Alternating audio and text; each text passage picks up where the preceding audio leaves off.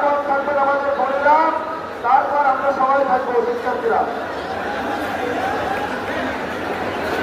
প্রিয় জমিয়ত ভাইয়া বোনেরা, আমরা এখান থেকে যখনই বেরোবো আমাদের মাথায় 3টা দাবি নিয়ে বেরোতে হবে।